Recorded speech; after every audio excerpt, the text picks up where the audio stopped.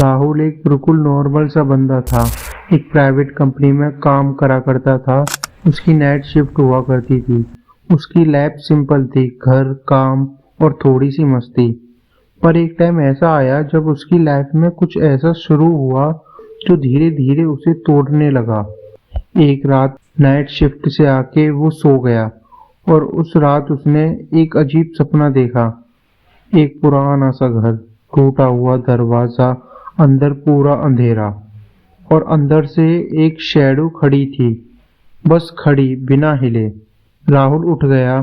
थोड़ा अजीब लगा पर उसने इग्नोर किया सब। अगली रात वही सपना, सेम घर, सेम जगह, सेम विंडो। अब राहुल को थोड़ा डाउट हुआ। तीसरी रात सपना फिर आया, पर इस बार शैडो थोड़ी पास आती जा रही थी। अब राहुल डिस्टर्ब होने लगा था।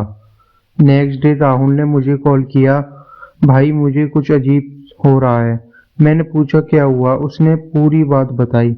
मैंने बोला भाई ऐसी स्ट्रेस के कारण हो रहा होगा, कुछ नहीं, सब कुछ नॉर्मल है। पर राहुल ने एक लाइन बोली, भाई वो चीज मुझे देख रही होती है। उसकी आवाज में सच में डर था और इसको सुनने के बाद मैं भी थोड़ा सा सीरियस हो गया।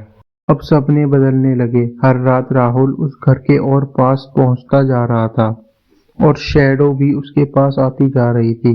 एक रात राहुल ने देखा वो घर के अंदर एंटर कर चुका है। एक लंबी सी गैलरी, बंद दरवाजे और एंड में एक बड़ा सा कमरा। शैडो वहीं खड़ी थी, पर इस बार उसने अपना सिर थोड़ा सा घुमाया, जैसे वो राहुल को देख रही हो। फिर आती है फिफ्थ रात। राहुल सपने में उस शैडो के बिल्कुल पास पहुंच गया था। उसका दिल बहुत तेज धड़क रहा था। वो उसका फेस देखने की कोशिश कर रहा था और तभी शैडो धीरे धीरे उसके पास आई और उसके कान के पास आके बोली, तू आ रहा है ना? राहुल झटके से उठ गया। अगली सुबह राहुल सीधा मेरे पास आया। उसने बोला, भाई मुझे वो घर ढूंढना है। मैंने बोला भाई पागल है क्या? पर उसने एक पेपर निकाला, उसने उस घर का स्केच बनाया था और भाई वो इतना एग्जैक्ट था जैसे किसी ने फोटो कॉपी की हो। तब मुझे भी थोड़ा अजीब सा लगा।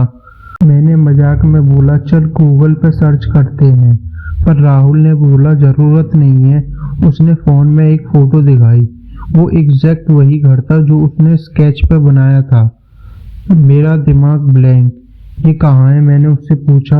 राहुल बोला यहाँ से थोड़ा बाहर जंगल वाली साइड पर है। मेरे मन में नहीं थी जाने की, पर क्यूरियोसिटी इतनी ज्यादा थी कि रात के टाइम पे हम दोनों वहां चले गए। घर बिल्कुल वैसा ही था, सेम दरवाजे, सेम डिजाइन, जैसे राहुल ने सपने का कॉपी हो। राहुल बिना सोचे अंदर चला गया। मैं भी उसके पीछे पीछे अंदर चले गया। अंदर पूरा अंधेरा था, हवा भी अजीब लग रही थी और भाई अंदर वही गैलरी थी जो राहुल ने बताई थी। लेफ्ट साइड में दरवाजे, एंड में एक बड़ा सा कमरा। मेरे पैर रुक गए। राहुल धीरे धीरे आगे बढ़ रहा था। राहुल कमरे के पास पहुंचा। दरवाजा आधा खुला हुआ था।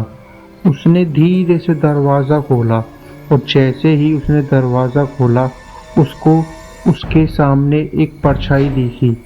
सेम वही परछाई, सेम पोजीशन। राहुल फ्रीज हो गया और मैं भी वही फ्रीज हो गया। शैडो धीरे धीरे मूव हुई और लाइट में आई और जैसे ही वो लाइट में आई उसको देखकर हम दोनों के रोंगटे खड़े हो गए, क्योंकि उसकी शक्ल टिक टू राहुल जैसी ही थी। सेम फेस, सेम बॉडी, पर आंखें बिल्कुल खाली। और उसने सिर्फ एक लाइन बोली, मैं वेट कर रहा था।